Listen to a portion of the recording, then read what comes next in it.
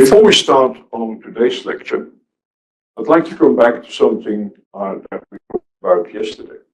We talked about CBAM. And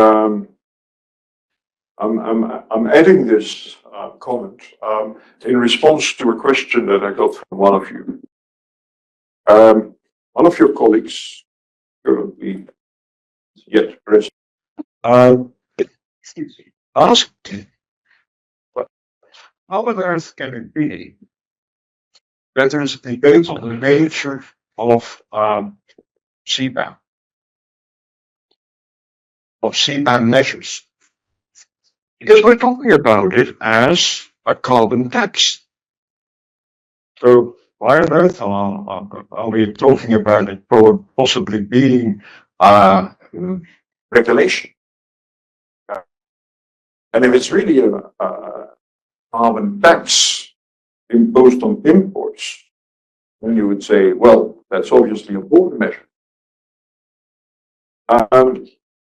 Very good question.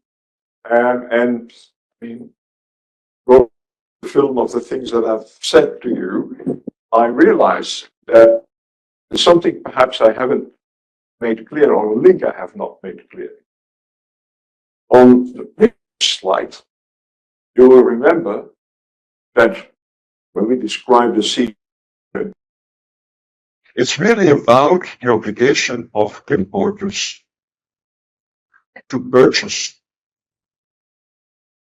CBAM certificates. They have to obtain a certificate to be able to import the goods that have embedded carbon. And this is why, while we commonly talk about it as a carbon tax, the European Union would say, oh, this is an internal measure, and this is regulation. Because putting these products on the market requires you to go through a regulatory process. You have to get a permit, and you have to buy the permit, yes, but that does not make it a tax. Okay.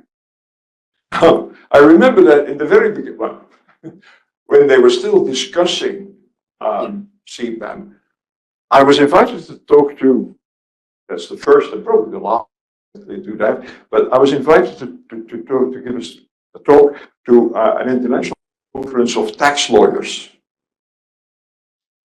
That was an environment where I don't appear. And I was trying to explain this confusion. And a number of people immediately raised their hand. That's a tax measure. Whatever they say, that's a tax measure. But I just to point out why it is that this is still, because if you look at the measure itself, yes, I mean, it's an obligation to buy a permit to a product on the market. Okay, and actually domestic products are under the same kind of obligation. They also need to have. There we talk about emission trading system certificates. Right. Just going back to yesterday's class, we are now ready to start with today's class. This is what we want. So, my last lecture has as a title, Constructive Unilateralism, Multilateral Cooperation, Collective Action. And the questions that I would like to address with you are the following. First of all, is constructive unilateralism, and I will explain the concept on the next slide. Is constructive unilateralism the only realistic option available to address the climate crisis? Second question, are there principles of international law which WTO members should take into account when they design and implement trade-related climate measures? Third question, is the future or a multilateral approach, or a plurilateral approach, or a regional approach to issues raised by trade-related climate measures? It's probably a future for plurilateral approaches, but as long as India doesn't want to join the dance, these will remain plurilateral and not multilateral. What is the role of WTO in this regard? Brings us to a politically sensitive question, at least in this country. Is there room in the WTO for plurilateral negotiations?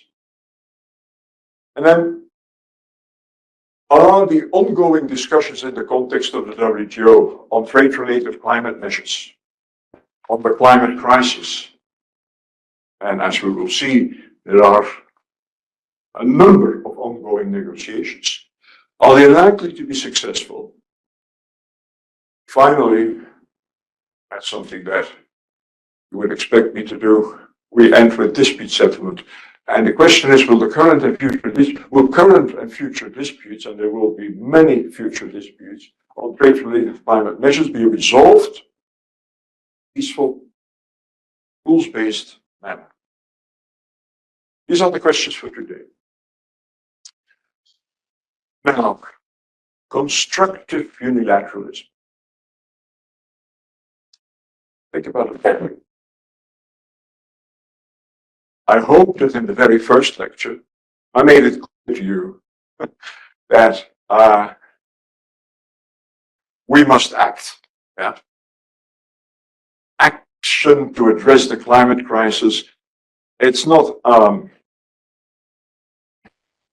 really a question whether we should act. We must act. And I would say, and that's also what the European Union and the United States say,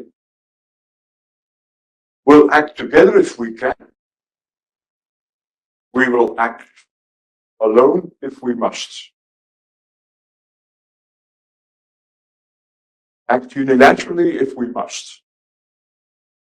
Now, hopefully they do this, and hopefully they do this knowing, and I think they know, that acting alone is a poor second best. It really is.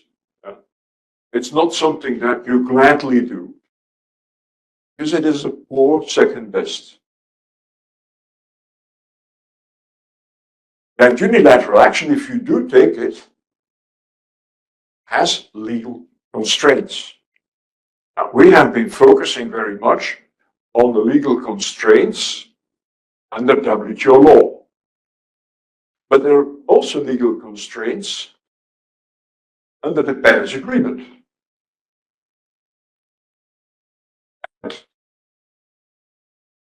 I would say that there are also legal constraints under general international law. We could also replace the word constraint here with obligation. And there are certain obligations under WTO law. There are certain obligations under the Paris Agreement, and there are certain obligations under general international law. And I already have added that word in the sub-bullets. Now,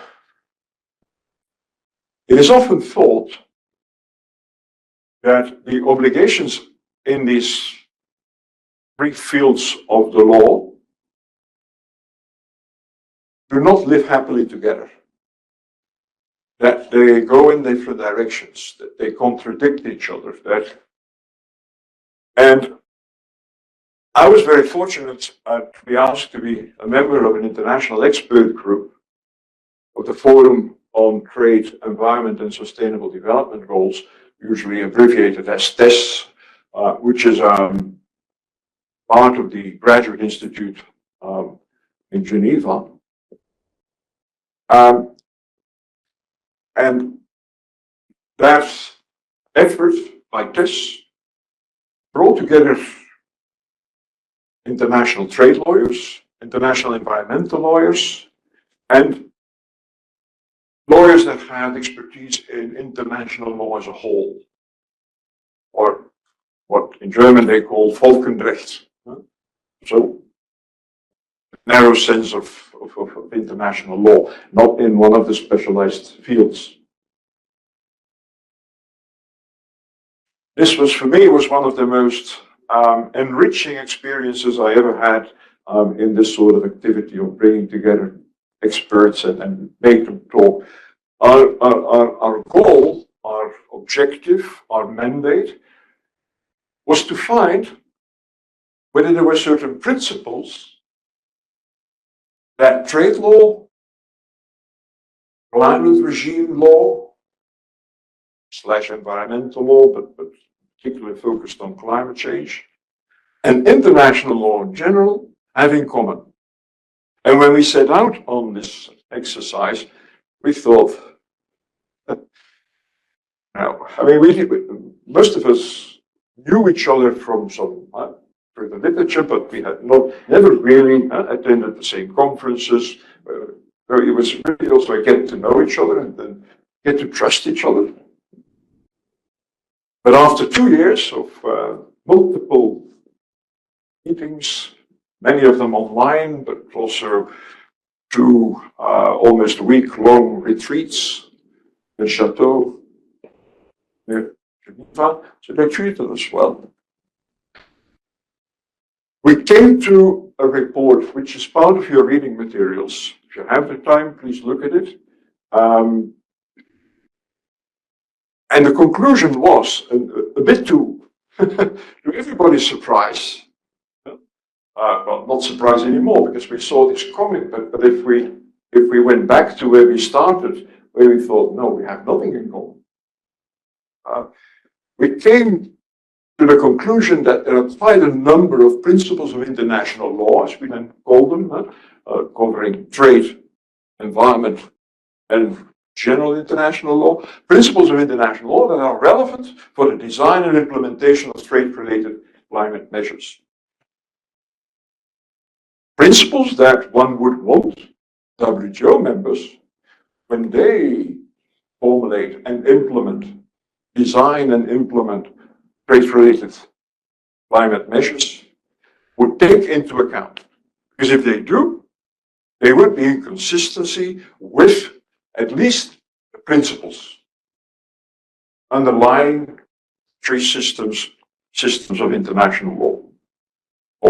So I take back the word system. International law. What were these principles that we discovered? And that in itself could be a whole course. So, but there are 1, 2, 3, 4, 5, 6 principles that we discovered. And some are quite obvious and are clearly present in all these fields. That stands out as being obvious is sovereignty. Sovereignty is a principle that is very, very much present in the Paris Agreement. Yeah. They work with nationally determined contributions. And basically, as I explained in the first lecture, one is free to determine, yes, there's the overall objective, but that's an overall objective that we all have to work towards. But so sovereignty not only with regard to your contributions that you're willing to make, but also the way in which you want to make this contribution. The Paris Agreement does not say, well, we prefer carbon pricing over subsidies. No, it's actually silent on that. So sovereignty. Prevention. Prevention is also a principle. Call it precaution. Yeah? So there's a right for governments to take action in order to prevent a crisis. If perhaps not all scientific evidence is there So the principle of prevention, you find it in WTO law. Look at the SPS. It's even, word itself is not used, but go to Article 5, paragraph 7 of the SPS agreement cries out, I'm the precautionary principle, allows you to take provisional SPS measures in case there enough scientific evidence to do a proper risk assessment. And obviously, it's there in the Paris Agreement mentioned. Third, cooperation. Cooperation is also in both the obligation to cooperate. It's in both systems. And every time I actually should have said, and also in general international law, speaks for itself. The one down there was the one that thought, oh, no, that's just the WTO. That's nowhere else. Yeah? Namely, the prohibition of arbitrary and unjustifiable discrimination. But if you read the Paris Agreement, it actually has a specific provision that says, avoid, when you take unilateral measure, avoid arbitrary and unjustifiable discrimination. So actually, that came as a surprise to me. A bit embarrassing because it showed that I hadn't really read the Paris Agreement very, very carefully. But when the discussion started on this, my colleagues specialized in the field of environmental law said, oh, no, Peter, don't panic. Just read. Are we? Yeah. So that we have in common. And then we go to, let me first take transparency and consultations. This is transparency is something that's very much required by the Paris Agreement. You have to inform the Secretariat as to know what your greenhouse gases are and gas emissions are, and what you do in order to lower them. There's a notification requirement. That sort of notification requirement, again, to ensure transparency, is also very much found in WTO law, across the line in almost every agreement. And if it's not explicitly stated in the agreement itself, there are decisions by WTO bodies that have been taken to ensure transparency. Back to the penultimate one. And this was the one that, to some extent, was most debated. And I think I already referred to that earlier in my lectures. It's the principle of sustainable development. Now, that was not that controversial because sustainable development is also in the preamble of the WTO agreement. Equity, well, equity is there too, because it says that developing countries should have a fair share of international trade. So equity is there too. But then we come to CBDR, common but differentiated responsibility to act in response of the climate crisis. That was very controversial because refer to the European Union, because that was the ambassador that grabbed me. No, he didn't, sorry. We're being recorded. No. I mean, we had coffee. Yeah. But other developed countries were also quite nervous about this. That this would be a principle to be found in WTO law. Now, you've heard my argument on this already. Yeah, I think it's there. It's there in the chapeau of Article 20, as that chapeau has been interpreted in the case law. And to start with, in US shrimp, where I think the appellate body had said that when you take a unilateral measure that is trade restrictive, you have to be careful that you take into account the domestic conditions, the ability to act of the respondent.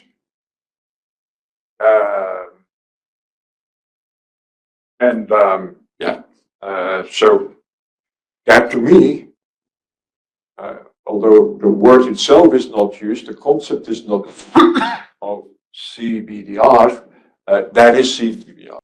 Excuse me. You think there is or not? There is, but where do we draft it? I think there is two. Yeah, but also that was. Yeah, I think it's because when we talk about general international law, we're really talking about customary rules. Yeah? And the problem with customary rules is that you don't find a sort of list that is agreed upon. This is customary.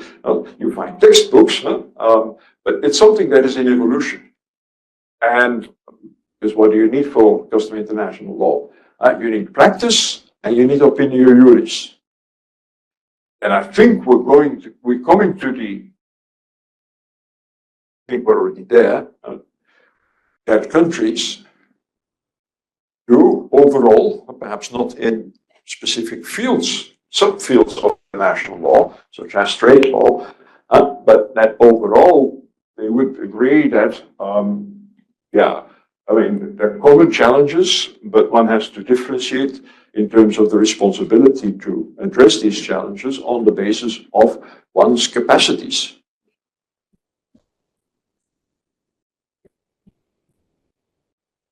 Aha. Yeah. Australia and New Zealand companies, so we could. Yeah. That goes back some time though. Yeah. So perhaps the sort of the creation of the So also that, and I would try to sell this to ambassadors. WTO, we had them for 3 meetings where we presented this. I also presented them at the public forum, the WTO public forum 2 years ago, with both an environmental specialist and a general international law specialist. Does it have any impact? I don't know. Yeah, I don't know.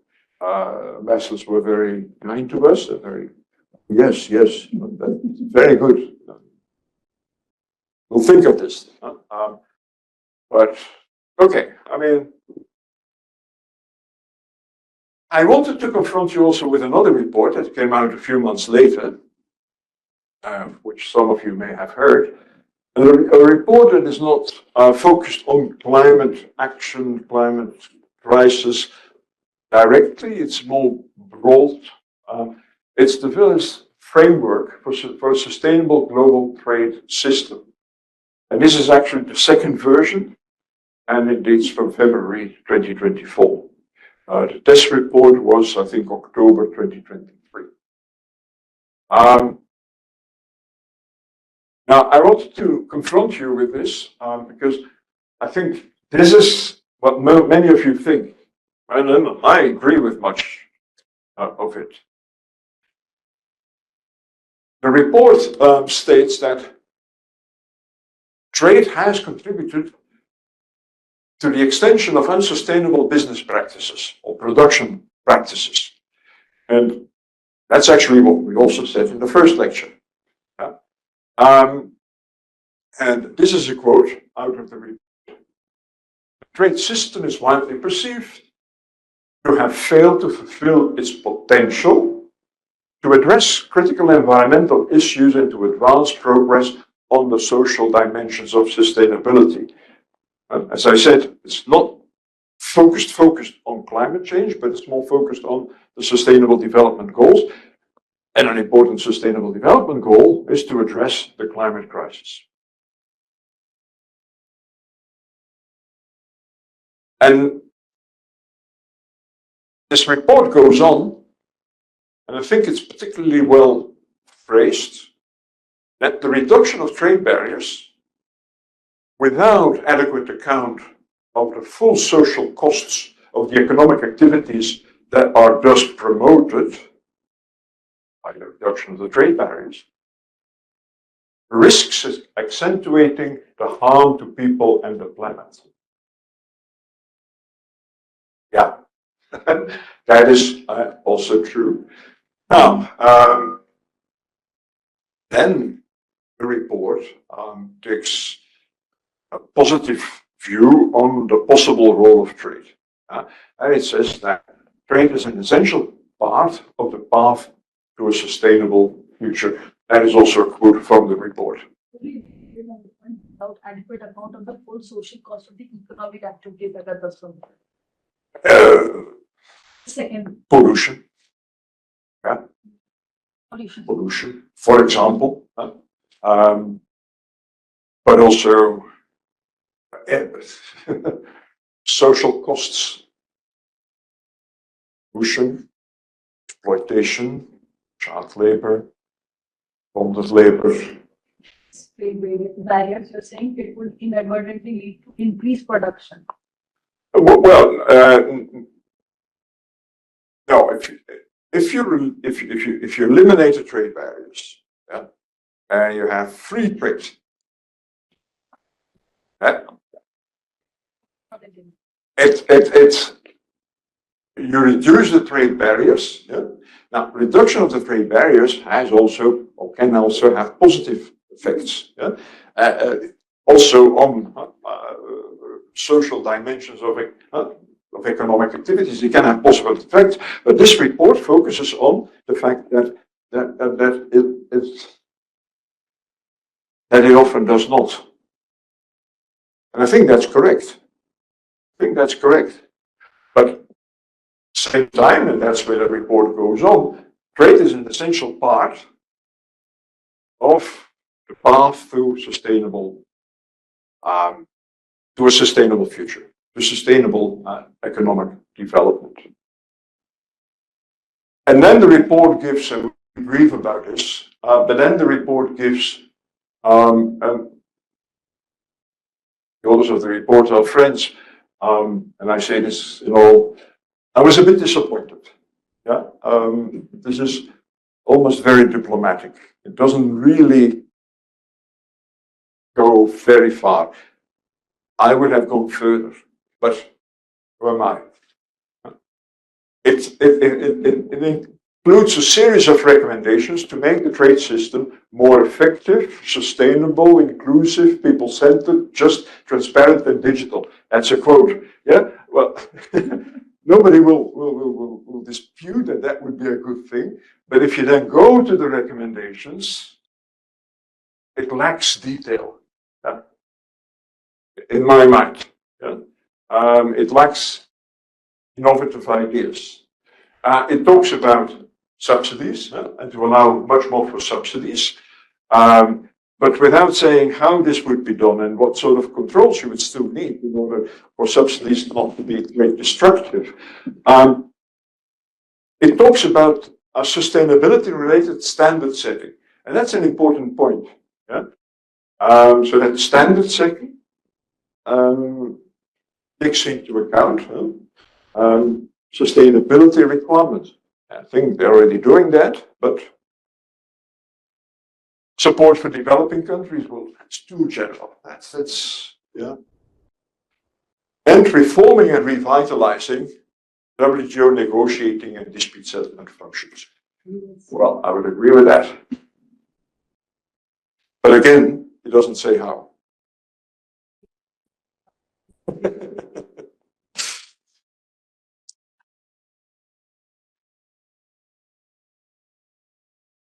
So let's link with that last point as revitalizing the negotiating function and the dispute settlement function. And here, I'll start with the negotiating function. WTO negotiating function is facing huge challenges. Discuss that. So now I'm turning over to you. What challenges do you think the WTO dispute settlement function faces? In general first, yeah, but everything that you say in general also apply to its efforts to come to some rules on trade-related climate measures. What are the challenges? You are regarding the appellate body and the appointments that are being not made in the appellate. That's more dispute settlement. And so hold your horses. I'll come back to you when we talk about dispute settlement. What are the challenges faced? Don't be shy. Remember, we played the game of decision making by consensus? Yes. Consensus Wow. vote. Decision making by consensus, while perhaps easier than decision making by unanimity, still has an enormous challenge because every single WTO member has a veto when you take decisions by consensus. And so that's the first challenge. What else do we have? Think of the G5. Who composes the G5 in the WTO at the moment? The G5, the five most powerful players. Not in a willingness to combat climate action because it's favorable for Russia and it's strong. Okay. Strong user. Okay, right. I'll use that answer in a moment. Yeah, but Brazil, China. no. G5 in the WTO, and it's not an official entity. Yeah? It's a construct that we have when looking at the reality. No. Japan was very much part of the Quad. The Quad dominated the GATT in the very early years of the WTO. The Quad was the US, European communities as it was then, Japan and Canada. The G5. Without the G5, nothing happens in the WTO. Yes. US, Russia, China, India, and Brazil. Okay. So the US, European Union, as it is now, China, Brazil, and India. This is the G5. Now, if you look at the G5, what do you see? You see very different levels of development, which means very different interests in terms of trade. What else do you see? Capacity to actually fight climate change. So, for instance, if somebody wants to put out more stringent actions, then you have Brazil and India saying no, we do not want to because right now we are facing different challenges. Yes, okay. Well, that's reflecting the different interests. What else do you see? You see very different economic systems. You see a state capitalist system in China and a market capitalist system in the United States, and you see things in between, where countries have, over time have also shifted. India 20 years ago was definitely much more to that state capitalist system, has shifted more to the middle sort of. Where does the European Union find itself? Well, that's not a pure market capitalist system. But you have different economic systems, which makes it very difficult find consensus on things such as industrial subsidies. Although, with the conference that starts tomorrow will be about that, with the new industrial policies, everybody is now using subsidies. But still, there is fundamental disagreement on the role that subsidies could play in the economy. We also have major exporters in the same. Sorry, say? We have major exporters and importers in the same GI group. So we have China being the major exporter and EU and US being importers. So how they look at a policy? There's difference. In that perspective also, that I would want limited trade barriers. However, if I'm importing, I would want higher trade barriers so that my local market is not disrupted. So the protectionism that we were talking about. Yeah. What else makes the negotiations very difficult? The fact that there are novel issues on the negotiators' table. Novel issues. Think of artificial intelligence. Think of, even in general, the digital transition, which has created things like e-commerce. E-commerce is, for many trade diplomats, is a strange animal. And they have to sort of get into where does its service? Is it good? You can't touch it. But so no, it's probably neither. It's something else. And I also mentioned in the list of reasons why negotiations are so difficult, I also mentioned the lack of human resources. And that is because many of countries are also negotiating free trade agreements. And a negotiator that you put on free trade agreements, negotiations, is no longer available to negotiate at the WTO. That's an overstatement, but you only have to, even a trade negotiator has only 24 hours in a day. Political climate of these members also play Yes. And now thank you, because now we're coming to the even broader problems with geopolitical confrontation. Geopolitical confrontation tension that we see between the United States and China, which has a big trade dimension, but it goes much, much deeper and makes any cooperation, any negotiation, honest negotiation between them difficult. And that's particularly going to be the case under the Mr. Trump administration. He may well say, well, if China agrees with this, well, I'm not, because then there must be something that is not good for. And he does not believe in win-win solutions. He believes in win-lose solutions. And obviously, he doesn't want to lose.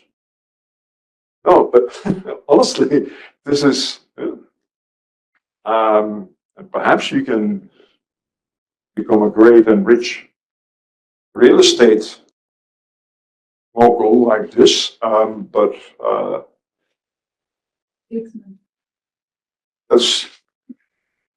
that's the last word that I would use in this context. Okay, so these are some of the problems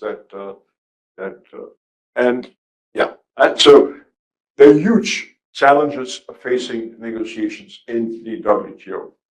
Now, nevertheless, yes. Formally object. Yep. Do they have to then give a reason or propose an alternative? That's a good question. At the moment, no. No. They may do so, and don't forget, I think I also said in this class that actually you have not that many instances in which a decision comes to the meeting and then you have a formal objection by don't have that too often. What most of the time happens that in the corridors, yeah, they make it known that no, this is not right for decision. We are going to, if we bring it to the table, we will say that we can't agree. Yeah. Now, so, and in that context, there's of course less, but there is a proposal by one WTO member, and now I should remember which one because I see the ambassador before me, but I can't focus. There is a proposal that goes into into the direction of requiring that, yes, we will take decisions by consensus, but you have to be, what's the word they use? You have to be responsible with exercising your veto right. Yeah? So it's a sort of responsible consensus decision making, which would include that you would have to justify why you're not, which would mean that more and more of these decisions would be brought to the meeting, forcing the one that blocks to explain. Yeah, I mean, they can come up with an explanation, and that's a bit of a naming and shaming. They will have to come and when they then say, and this is often the case, we do not agree with this decision, we block this decision because we want something else in another file, in another subject matter. I think India is playing that game. India wants to make progress on public stock holding for food security purposes. And as long as they don't get that, they block consensus. Why did they block the consensus on allowing members to make the agreement on trade facilitation for development to become part of the WTO law, to become part of Annex 4 of the WTO agreement? Why did they block that? Well, first of all, because they are against plurilateral negotiations, yes. But I think behind it is the idea that, well, if there will be progress on public stock holding, we might. And they would have to make that explicit. If you have this sort of responsible use of the consensus decision making. But yeah. Now, it was at the last WTO public forum that this idea was launched. I didn't expect a question, so I may come back with the name of the ambassador. Right. Okay. So, past failure of the negotiating function, yes, definitely, and we've discussed this at the Doha development round. And would you please ask the Indian leaders to allow the round to be closed? The Doha development issues won't go away. I mean, they will stay. They can be put on the agenda anytime. So, but okay, it's still open. And that was a failure, a painful failure, because this was the attempt to update the rules book. And there were some aspects were successful, but most of it was a failure. Some of these aspects that were successful are in this list. There are also successful negotiations that were not related to the Doha development round. And this is the list. Yeah? It's not it's not a complete list. And what it also does not include, and these are actually enormous successful negotiations. If you look back at it, the negotiations on the accession of China. Wow. When in 1995, when the WTO was created, people were discussing about being universal organizations, and but China is not there. And there was sort of a consensus in the conference room that, that will be so difficult to negotiate the accession protocol of China. Don't hold your breath. And yes, it took another 6 years, but they were successful. And by the way, allow me to say this, Because it's often said, certainly in the United States, that China was let in at soft terms. At the terms under which China was allowed to join were soft terms. Wrong. China was forced to join at very harsh terms, with WTO plus obligations and WTO minus rights. Some of them were temporary, some of them are there forever. So they were not soft terms at all. Right. Agreements, the government procurement agreement, number 2. There was already, that's an update of, and government procurement, that's a plurilateral agreement, yes. That's one that is in Annex 4 of the WTO agreement, but it's very important. The trade facilitation agreement, the decision on export competition, that's the abolition of agricultural export subsidies. The information technology agreement 1 and 2, which abolished customs duties on IT products. There should not be, and if there are, if you are confronted with them, let me know, and I will challenge it. There should not be customs duties on iPhones, on computers, should not be customs duties. There may be other taxes, but not customs duties, because they've been eliminated. And there was a first agreement of that in 1996 that came out of the Singapore ministerial, and but that's 1996. I can tell you that by 2015, there were all sorts of IT products that didn't even exist in smartphones, for example. Right. There's the reference paper on services domestic regulation. There's the agreement on fishery subsidies, probably known to you. Now, I agree that agreement doesn't address the most painful, the most harmful subsidies, but at least it's there. But watch out for this. If there is not a completion of the negotiations on the other subsidies within 5 years of the entry into force of this agreement, it hasn't entered into force yet, so the clock hasn't started ticking yet. If there's no agreement on the other elements, then this agreement lapses. Yeah. The COVID-19 TRIPS waiver decision, which of course came much too late. The waiver decision came when the world market was already flooded by vaccines. And I know that India has a very strong position on this. Personally, I think that it was for India and for South Africa more a moment in which they could force again their general opposition against this kind of agreement, against intellectual property protection as it is provided for under the TRIPS agreement. Yeah.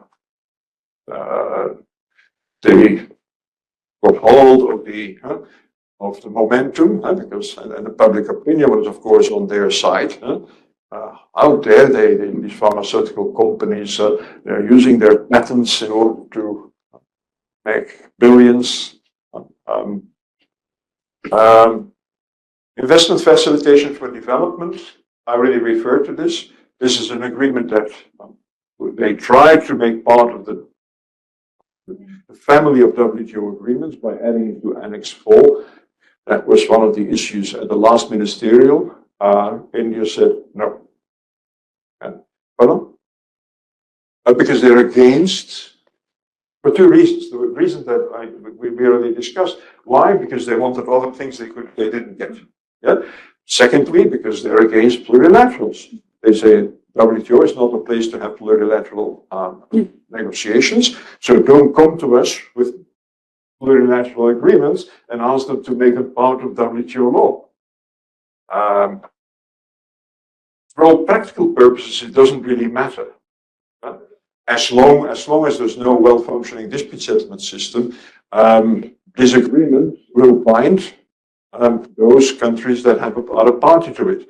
Now, the WTO dispute settlement system will not be available, yeah, because it is not part of, it's not mentioned in Annex 4, not part of the WTO agreements. The moratorium on customs duties and electronic transmissions, well, it's one painful issue for India after another, right? India has said, together with South Africa, this is the very, very, very last time that we agree to this moratorium. I've got some sympathy for their position. Yeah? It's very easy for developed countries that get most of their revenue, government revenue, from other sources than customs duties. It's very easy for them to say, oh, well, we are not imposing customs duties on electronic transmissions, on e-commerce. That's the way you have to understand it, on e-commerce. You see more and more trade shifting away from physical trade to e-commerce. Yeah? And that means that developing countries are missing income from customs duties. And therefore, South Africa and India have been pleading for the possibility of imposing customs duties on these e-commerce transactions. Then there's the LDC graduation decision, and very, very recently, the e-commerce agreement, at least the stabilized text, whatever that means, but there is an agreement. And if you read the European Union website, that's it. That's an agreement. It doesn't go very far. Yeah?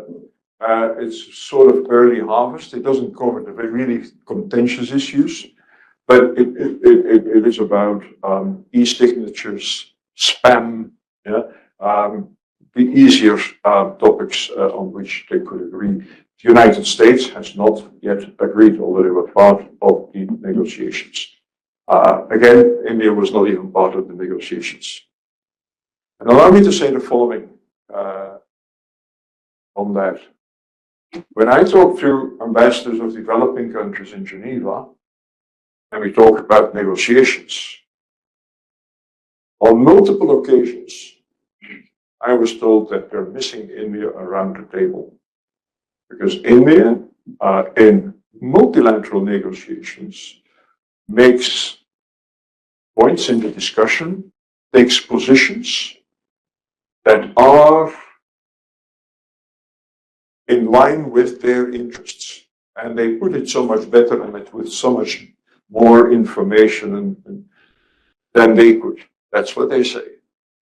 And they say, well, China is involved. No. China. Sharing the same. Well, China also is higher up on the development ladder. And while they claim to take a leadership role in developing countries, if you talk to developing country ambassadors and senior officials, and of course they won't say this publicly, but if you talk to them, they say, we trust India much more than we trust China. But China is absent. And why is China absent? Well, you should ask the people that are also going to the conference tomorrow. There's some people that know exactly why they're absent. But if you ask me, it's because they are frustrated by the fact that some of the very important Doha development issues have not come to. Upset about the same. Sorry? Upset about what? That walking developments during Doha round would not. Yeah, that's the statement I'm trying to make. Yes, that's what they're upset about, and with some reason. But the world continues to develop. Yeah, I mean, they're trying to stop a train that is at full speed. and it will just run over you, or it will leave you at the side. And to the extent that rules are being agreed, you will later be given the opportunity to join. And on, for example, investment facilitation for development. Yeah, they're not going to renegotiate that when India sees the light. That actually, that's an agreement that we would benefit from, and they would benefit from that agreement. And we want to, well, yes, join, sign on the dotted line, but the negotiations are done. Yeah. Now, there's some ongoing negotiations, and that will lead us directly into the negotiations on climate change. Ongoing negotiations, structured discussions, dialogues. You can trust diplomats to invent words, new concepts when they don't want to report back to capital that they're negotiating. They are negotiating, but they don't use the word. They're talking. Negotiating is talking. Talking is negotiating. When I talk to my wife, I'm constantly negotiating. Not too young to understand this, but so ongoing fishery subsidies, the ones that are not covered. WTO dispute settlement reform, that's ongoing. Yeah, trade and development. That comes from the Doha round, but it's ongoing. Trade and environmental sustainability. We'll talk about that in a moment. The dialogue on fossil fuel subsidies, also in a moment. The plastic pollution and environmental sustainable plastic trade. Again, we'll work that out on the next slide.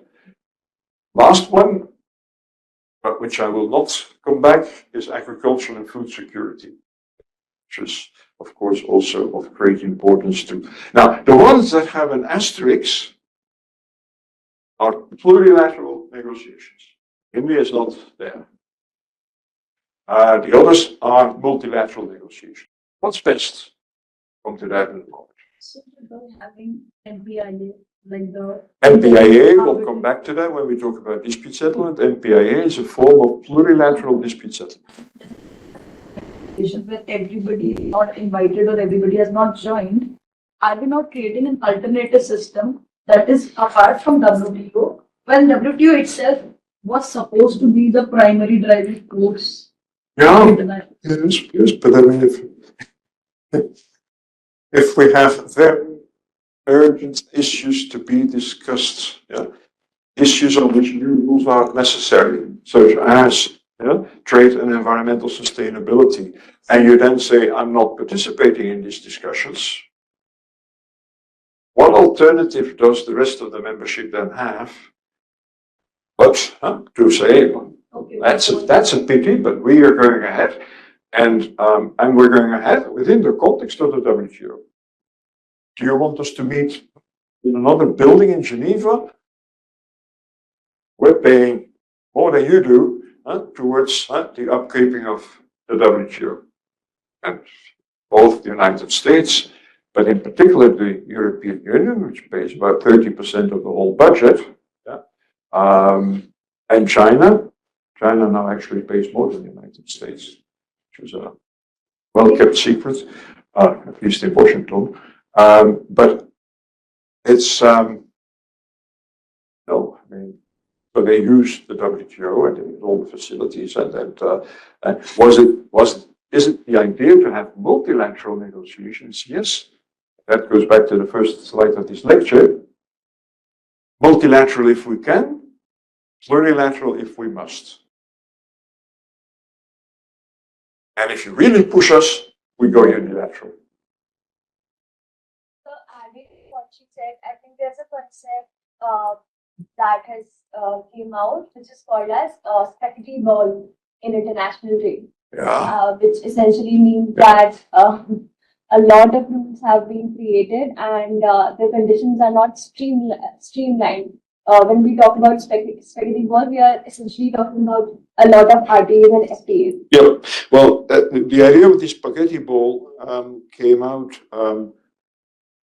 almost 15 years ago, and it was referring in particular to the regional trade agreements. Yeah. What we have now is yet another spaghetti ball, yeah, with the plurilateral agreements. Mind you, though, we haven't had that many successful plurilateral negotiations yet. The reference paper on services and domestic regulation is one. Investment facilitation is another. And the e-commerce agreement. Yeah. So far, only 3 plurilateral negotiations have led to an agreement of sorts. So the spaghetti ball is not that bad yet. We don't have 300 free trade agreements that exist next to the WTO rules, but yeah. Right. Yes, no, we'll have a break. We'll have a 10 minutes break and then we come back.